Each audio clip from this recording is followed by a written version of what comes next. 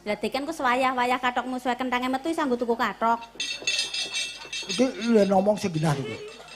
Kowe ngomong sing genah. Piye piye piye. Omong ki nganggo titik koma piye. Aku kok nandur kenthang. Kentang. Yen terus Dadi engko sewayah-wayah kathokmu suwe kentange metu kan sanggo tuku kathok. Kok kenyaren jenengan ngundang aku sayang. Mbok aku ki angger luwe nyawang wedok kepengin Loh, mau nang sayang. mburi ngomong nyeluk-nyong sayang. Siki bareng ketemu Mbak Ima ya manu lembeluk sayang. Jane karemu kepriwen?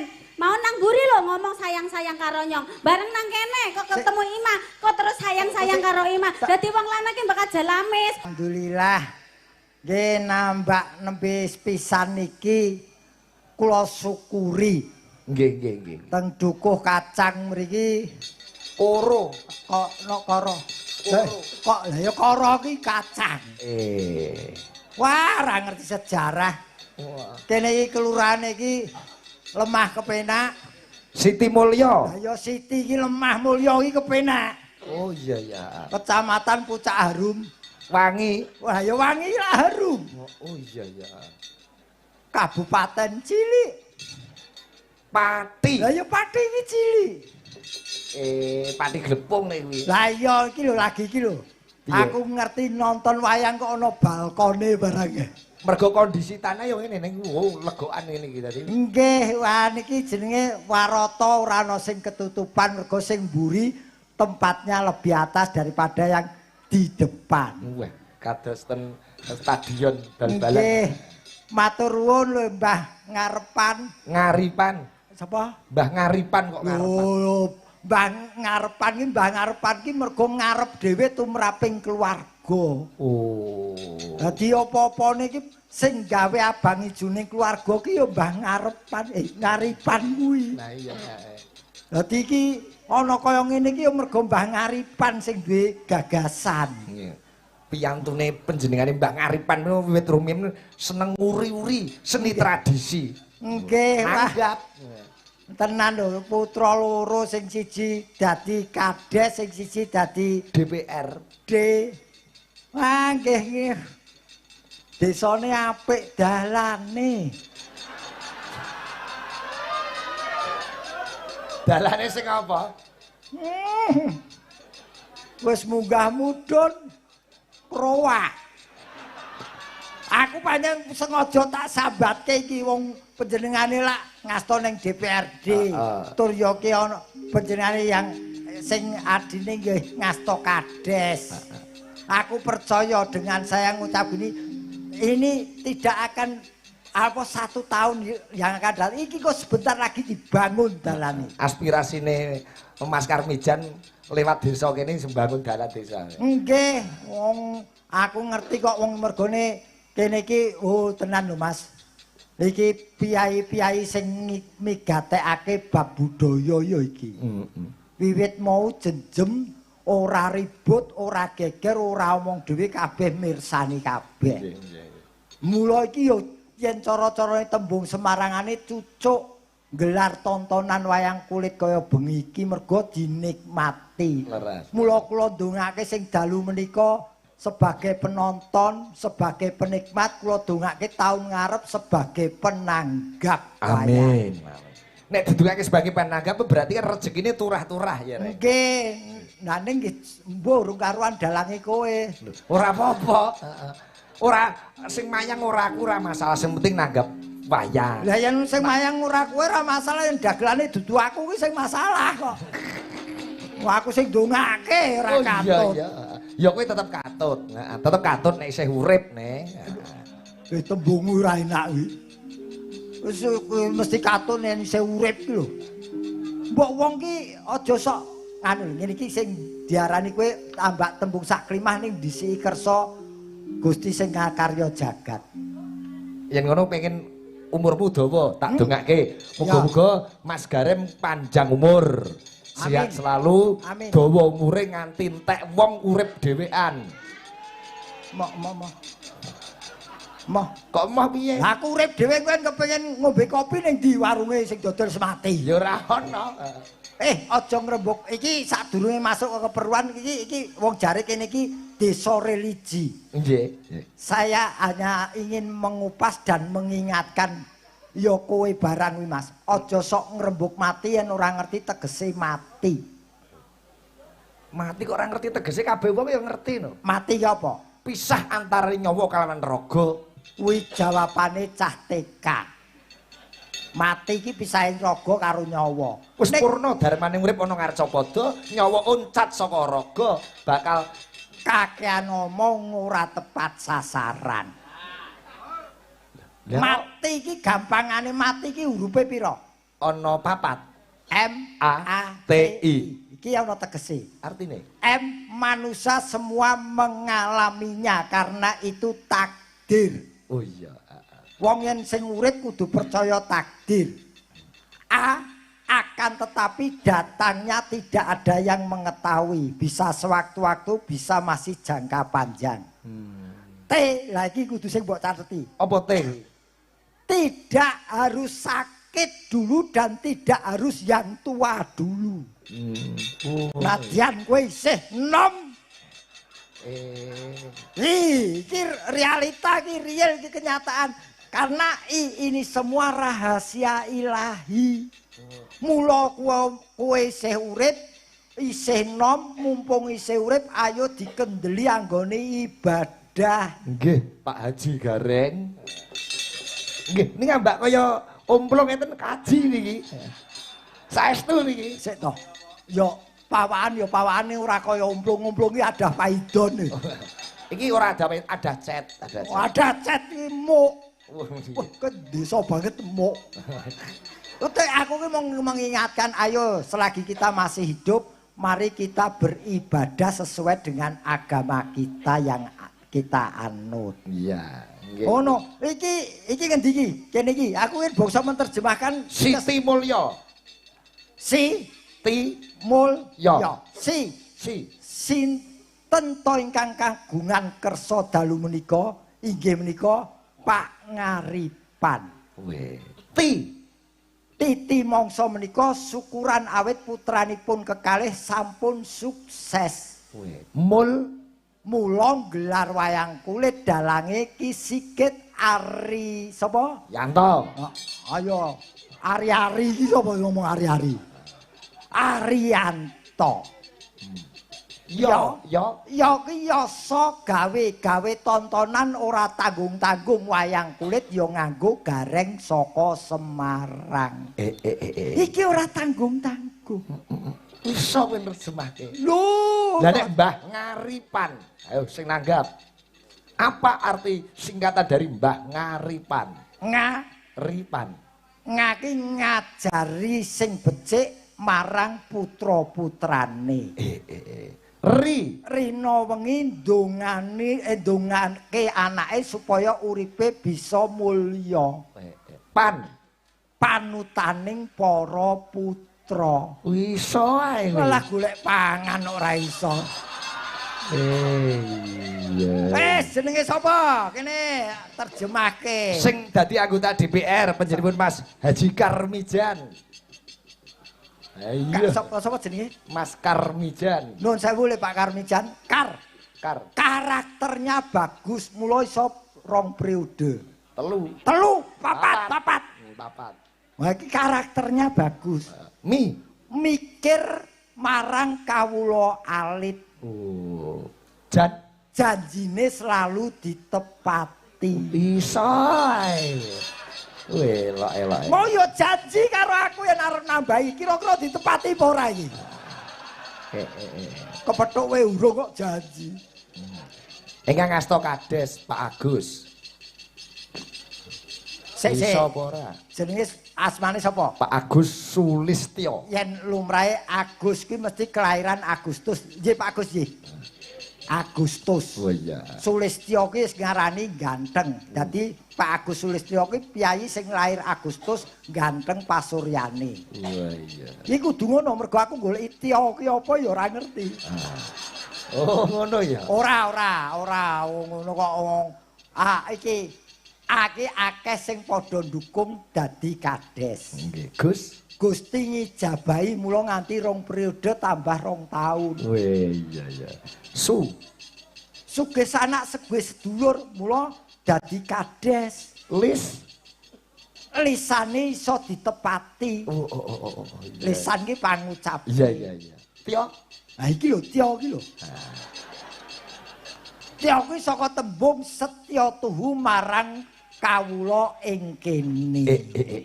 Percaya ora rugi Bang Ariman. Bang Ariman kerawuhke Mas Gareng Semarang. Aku lho jenenge sapa tak terjemahke jenenge bojoku dhewe sing ora iso aku. Sebabe Angger tak terjemahke bojoku mekroke. Nesu ora usah terjemahke, ora tak kei lho kowe.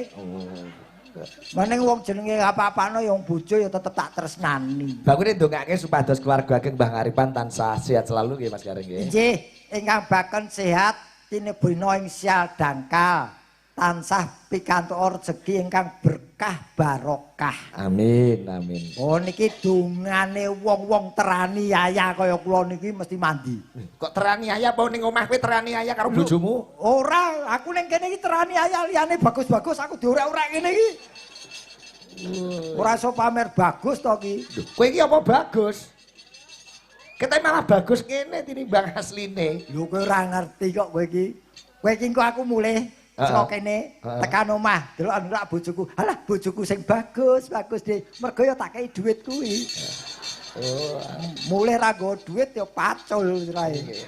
Teng mriki swan mriki kalih sinten Mas Gareng? Niki kali anak kula wedok. Oh.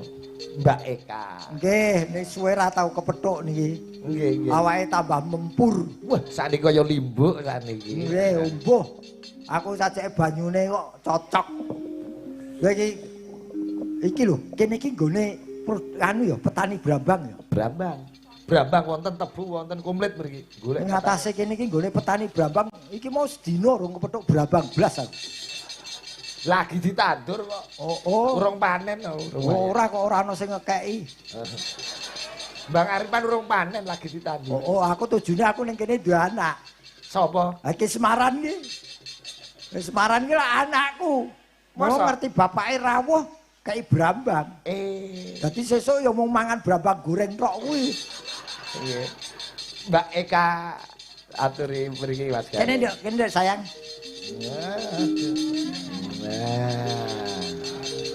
Ya, delok pawakane lak wis kaya salon. Kok salon lho. Wedine ora umum. Iya ora apa-apa lah. Ya sing penting urip. Sing penting urip sehat. Timbang ora ana daginge. Hah? Gur klotrekan tok. Iki ambak kau ngene iki lagi usum digoleki wong lho. Tengkleng. Iki jenenge wis mengkirut-mengkirut, mbok anu kaose dicopot dhisik. Saya bersyukur, saya menghadapi kulit mengkirut tambah umur saya tua, saya bersyukur. Karena saya sudah merasakan berumur atau tua. Dadi aku wis melalui step by step. Aku wis iso tua, wis tau tua. Kowe urung karuan. Lah kan jenenge wong maju-majune mengana maju-majune tuwalik. Iya ya nganti tua, urung tua. Ya aja ndongakne kaya kowe lah. Lah aja ngrembug kulit bekicut. Ya tak uluk salam dhisik. Oh iya. Iya. Monggo Mbak Eka. Assalamualaikum waalaikumsalam warahmatullahi wabarakatuh. Kandhane ora piye kuwi? Yen salam ki sing komplit, yen kowe iki salam gen dijawab, aja salam dhewe jawab dhewe. Assalamualaikum warahmatullahi wabarakatuh. Loh, lah nek wong salam ki oleh ganjaran. Oh, salam gak ya. Lah, Yen nek jawab jawab salam entuk ya oleh ganjaran. ganjaran, nyong kan kepengen oleh ganjaran double. Dadi salam dhewe jawab dhewe dadi ganjarane double. Angel iki, keren.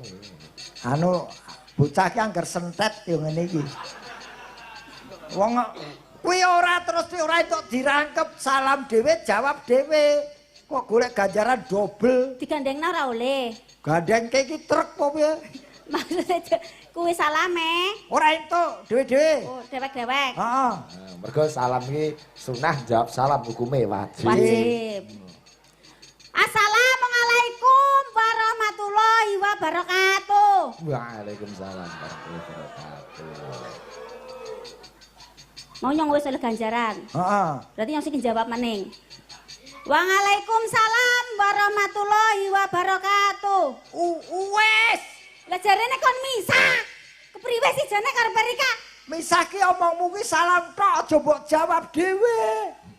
Wis sing ngatasi kowe. Kok angel temen sih ki lah. Iki sing salah Pak Ngaripan kok bocah urung ngombe obat kon munggah panggung ngene lho. Wong iki jawab salam dijawab aja salam terus dijawab dhewe aja sing jawab. Lah ya mau nyong wis salam, wis ana sing jawab. Ya nyong genti jawab. Ngene iki lho angger nyang-nyong ngene iki lho. Dadi malah ora gathok. Wong dikandani wong tuwa ngeyel ngono. Wong sing apik to. Wong wedok ki sing alus aja kasar-kasar, Jajal. Sing halus, sing halus. Halus. Sing halus. Sing halus. Sing halus. Assalamualaikum warahmatullahi. Kalusen rek iki. Dora krungu. Lah kok salah terus sing bener sing kepriwen sih? Kene ya salah, kono ya salah. Ora kowe iki ngomong apa ngentut iki mo? Lah jare kon sing alus, Kuwi ora- dadi wong wedon sing alus. Wong nyong tayenge kaya kiye. Hah? Tayenge kaya kiye. Cara kebumen ki. Ora kowe iki wesi apa piye kok tayang iki? Nyong ya menungsa. Lah kok tayang? Tayang iki tegese iso. Ah, bisa. Bisanya seperti ini, Bang. Oh, aku rabang aku. Lah, Pak. Aku mau terima anu Bu. toko sebelah. Ngileku toko kowe iki candi. Nyong wong Kebumen. Oh, Kebumen. Kebumen. Kebumen. Daerah Kulon. Kulon kok kulon. Lah nek ngono Kulon anu timur, barat, Barat. Kulon kok Kelalen. timur. Barat. Oh, Kebumen. Mula logate kaya ngene mergo saka daerah Kebumen. Kebumen. Cedhak Banyumas ya. Mbak Ya Ayu. bener sekali. Iya. Lah, cerdas dalange cerdas. Gareng sih ora tau dolan-dolan Lah. mari ngendi-ngendi sih. Bener. Dekem nang omah wae sih. Dekem mangkane dadine lengup, Lengop ki apa? goblok, Wow, petuk. petuk bener petuk. Ah, bebeh. Bebah ki apa? Mbuh.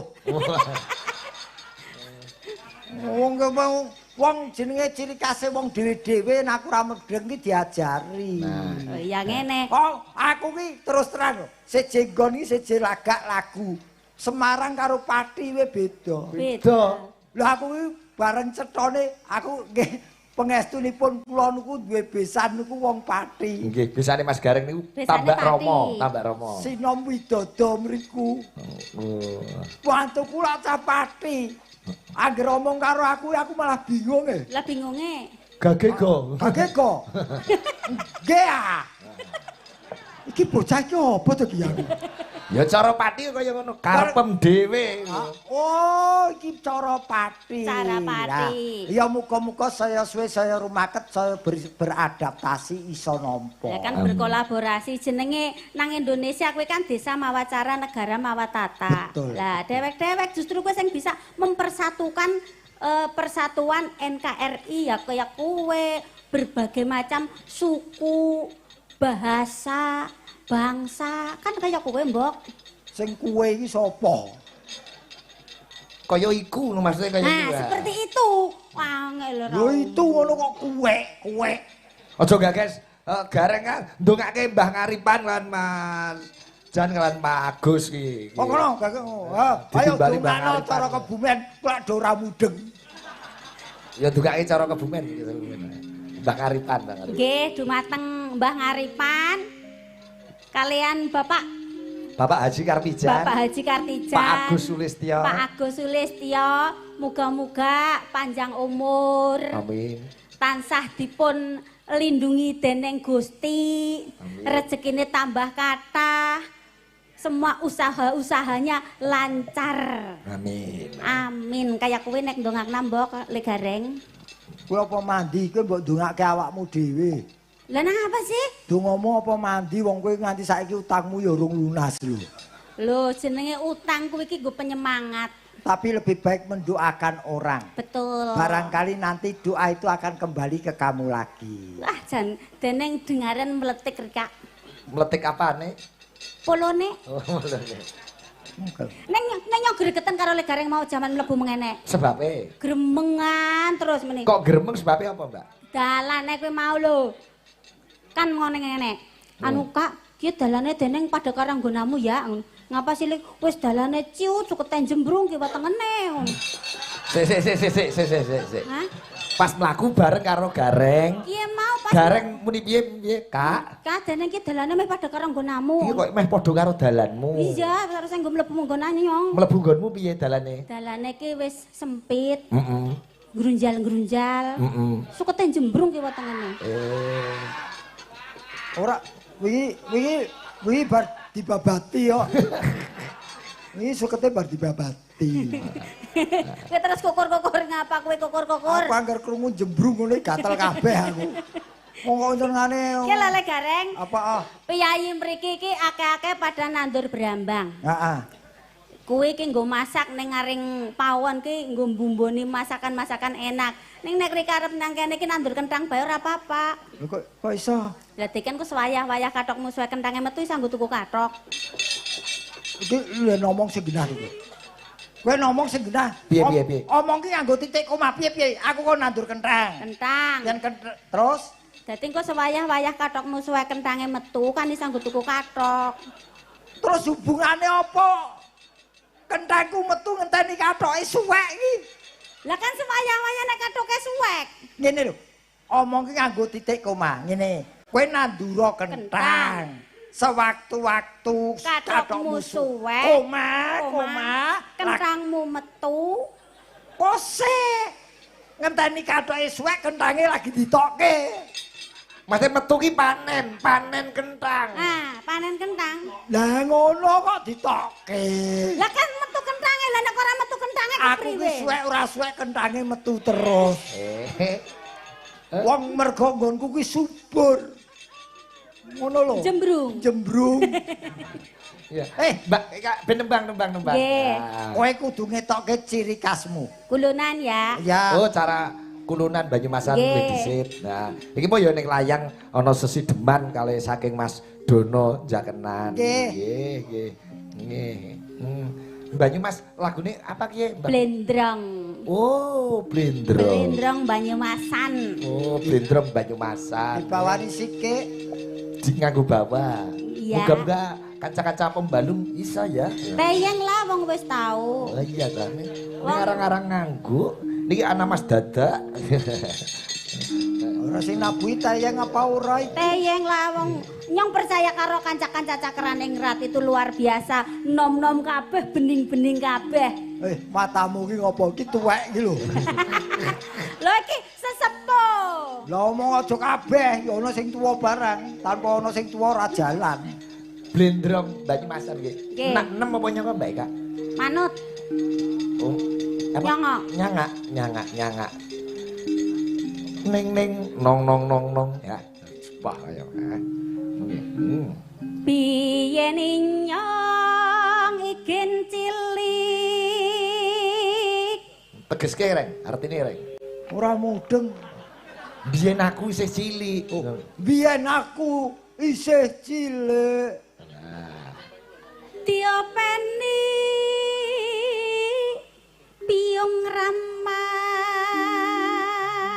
Diopeni bapak karo ibu. Ya terus logate aja kaya kowe lah. Ben cetha kok. Keton susah banget. Lah memang dantes kok.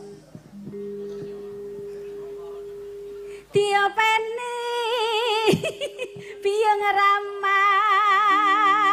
Dibaleni. Dipun gendong.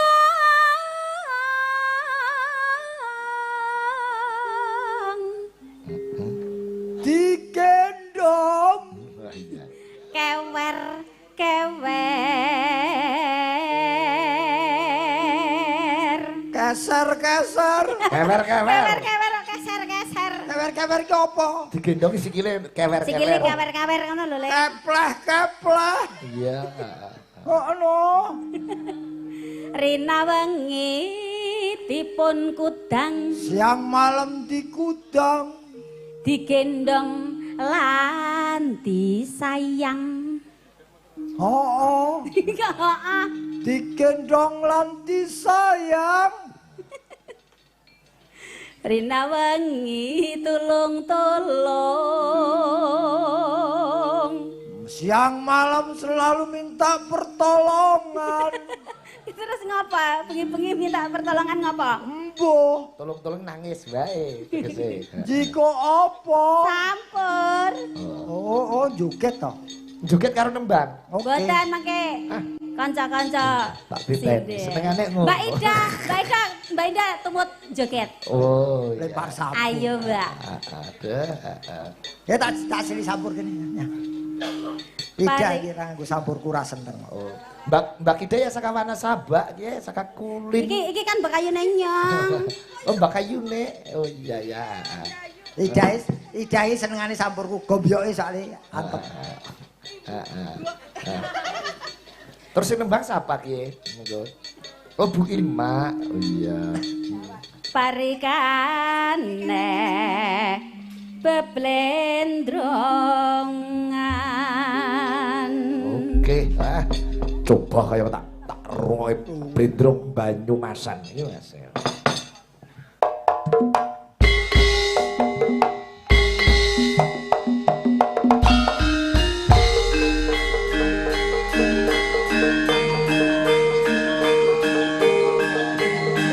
Karo manis cara kene iki ya.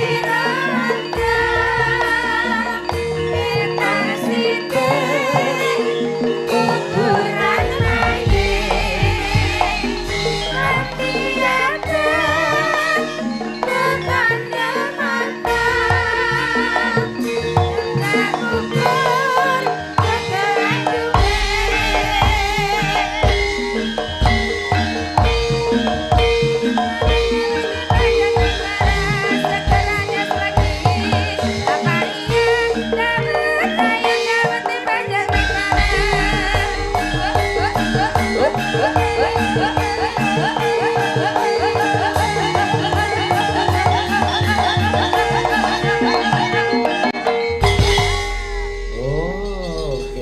Cara kulon blendrong.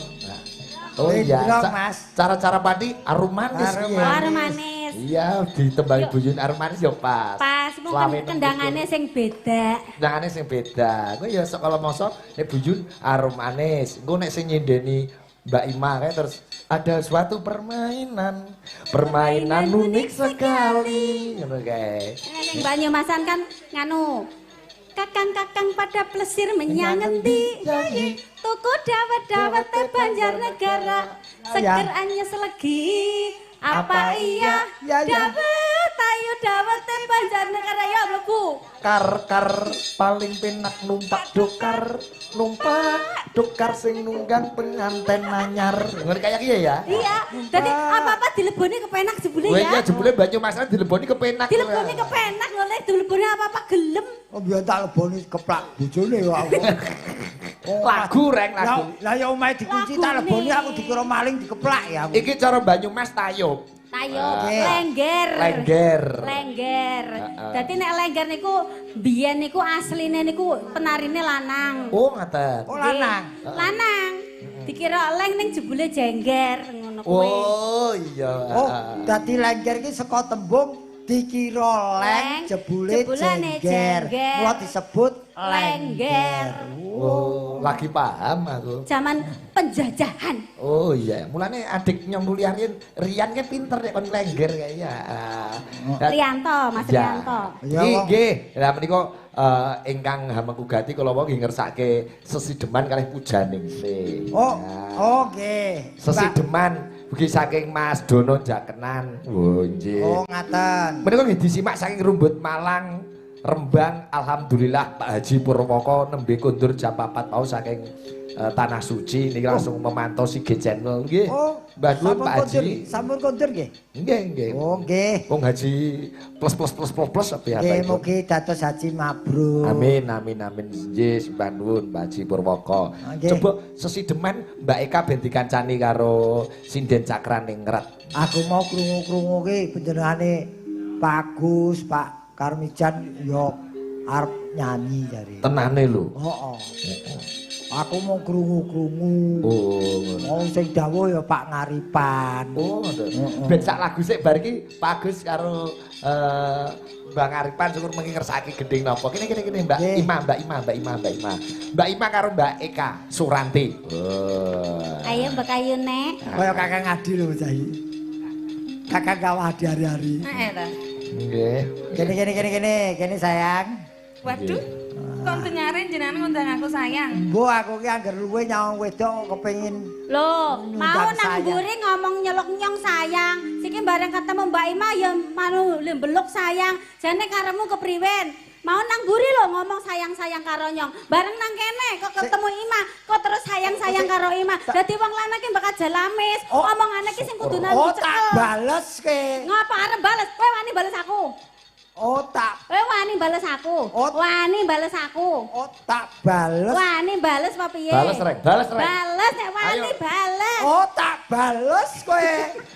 Kowe kok bales awakmu dhewe. Lah itekno aku ora aku wedi kok nglanggar hukum kok. Oh iya iya. Wong kok senengane ora ngono wong jenenge sayang itu tidak berarti terus mencintai tidak sayang itu Oh. tegese mas karo anak, bapak karo anak. Oh, kayak kowe. Kene tengah kene. Lah nek kalih kula berarti sayangnya sayang apa? Lah kuwi terserah kowe le menterjemahke. Lah. Lho kok timbang aku salah paham ngono lho mending jenengan Priwen, ayo. sing kondo, sayangnya sayang Kak. piye? Ditandangi ngono ditandangi. Iya tandangi ning saru ora usah disuruh-suruh. Alah wong bareng Kak. karo ketemu Mbak Ima be. Dang. Wong senengane. Kah. Ora kok. Loh, surungan. Kok nyuruh ya. Iki Sesideman. Sing dhewe ora ono lho. Diwini saking Mbak Ima sik, engko gentenan karo Mbak Eka Suranti. Iki ya di live streaming dolan. Oh iya, uga Juve Multimedia. Wah, berarti malam hari ini di live streaming ada 9 channel, Reng. Aku tak nunut wae kok. Oh iya. Dalu menika nggih dipantau Mas Gareng Susukan. Salam kagem Mas Gareng. Iki YouTube Lek Gareng penggemarnya banyak loh. Oh iya ta. Satu keluarga. Satu keluarga. Keluargane Lek Gareng tok. Oh iya. Nah, nganti HP ku tak delok. Pokoknya iki agar ngene iki agar malam Minggu kok aku pentas iki sing nonton gareng-gareng tok pokoke. Oh iya. Nang YouTube delok. Oh iya. Sing ora nonton berarti ora duwe HP. Wiwitane Mbak Ima. Wiwitane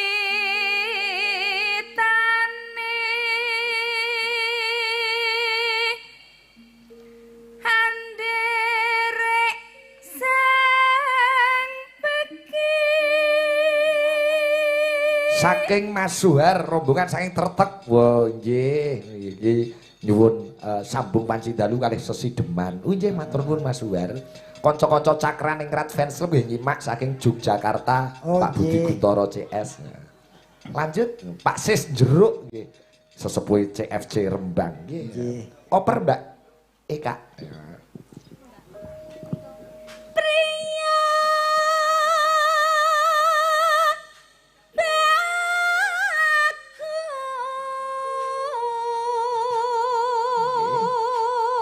bagus kang ngolah budaya.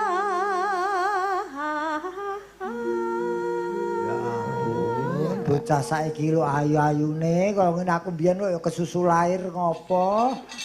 Lah piye apa dibeleni? Lah piye Pak mlebu maning apa kepriwen? Mlebu maneng ibuku wis ora ana kok mlebu meneng. Ya disusul. Jare sayang ibu. Wah omonganmu ora enak. Loh, kok ora enak sih? Jare sayang ibu. Ayu rupamu. Terus ngapa? Ngapa? Terus ngapa? Aku seneng aku seneng. Sowan Mbak Ima. Sawan menyang kutha gedhe.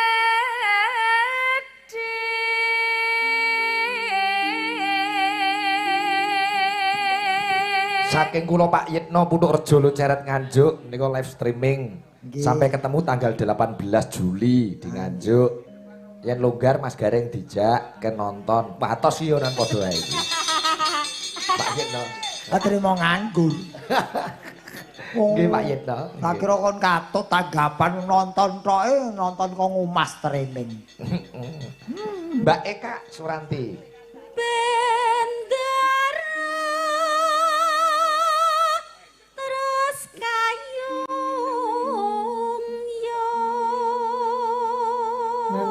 Nanun. selendang kuning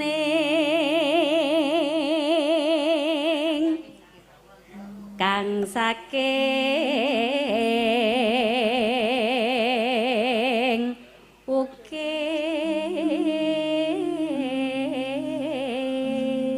Eka petingane. Eka ki petingane Apa? Keunggulane apa? Apa? Nembang ora tau apal. kandhane kok. Ketawa Yo, wiwit pertama nganti terakhir takon. Yo ora apa-apa ning kene iki lho tulisane BRI. Lho, wedok sing dipikir bak titil tok. Nek kaya ngoperan piye bae cikal bakal mbiyen Cakraningrat lho. Wah. Cakraningrat terus bareng wayangan ning Menpan Jakarta kae Iya. konangan Pak Untung terus Saut. direkrut. Terus bar iki konangan Lek Gareng. Heeh, konan bojoku. Dinodai Lek Gareng. Ngono reng. Aja lho, bojoku nonton lho. Bojo sing ndi? Bojo sing bojoku ya siji ta. Iya. Ora, wingi ki aku ki nang nggone Lek Gareng. Sing bukane ki dudu bojone. Aku buka mak. Ngono. Lah ngerti-ngerti mak jegagi ngene iki. Wong wedok. Ora. Sapa iki? Wuk wuk. Ngono iki. Loh, iki sapa? Iki ngene-ngene Lek Gareng to. Wuk wuk. Wah. Bendera menek ora? Wuk wuk. Enek. Sik Kak. Anu Bendarane eneng sik eben iki terus. Enek. Heeh. Benderane enek. Wuk wuk ngono Heeh, enek. terus? Lho, lagi ning ndi? Heeh. Wuk wuk. Enek ning jero. Oh, ning jero. Lagi ngopo? Ngono. Percaya. Percaya aku. Mergo Eka iki kulino karo kirik lho. Lho. Ana basa kirek wis nampa. Kuku kok lagi ana apa? Berarti kulino kumpul kirek kowe. Lho piye to? Sing jenenge Kumpul manusia ae iki, sesama makhluk hidup, apapun itu kita harus saling menghormati. Ning lumrah iki tembung kumpul kebo ora kumpul kirek. Ya ora ngono kirek ngono kuwi lho iso omong mangsamu. Mulane aku ki paham. Ora ana depan apa fakultas perkirian ora ana. Lah wong kae lho, kirike bar kok kuwi buka kuwi lawang kuwi, mlayu meh ketabrak tanggamu. Kene pit mak wer ngono tanggamu liwat, meh ketabrak. Hop hop hop ngono kuwi. Kayak guk ngono ora hop hop hop. Mboten hop hop hop. Kuk. Hop hop hop lek ngeyel Rika. Kok pikire kok hop iki. Kuk. Hop hop hop. Kuk. Kok ngeyel ki Rika ki kono apa Rika? Oh iya ya. Kayak kirek sing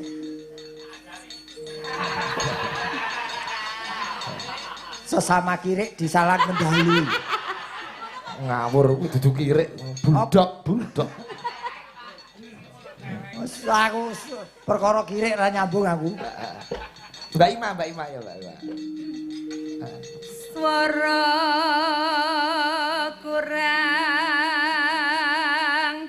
pramana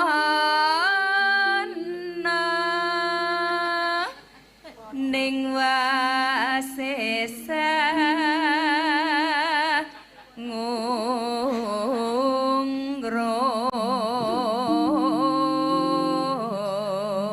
Ugi disimak Mas Oza bocah gusuk dong wungu. Oh nggih. Mas Anom Subiarto Telaga Wungu Pati nyimak. Oh kersane. Manjemblok ST bareng ora lali Mbak Ira CFC Korwil Taiwan sembah nuwun Mbak Ira. Nggih, bapake Nandan iki mirsani. Gemolong. Nggih. Iya. Oper Mbak Eka. Nano. Angung romarang bendara. Dia sulis tio pijer ngincangake halih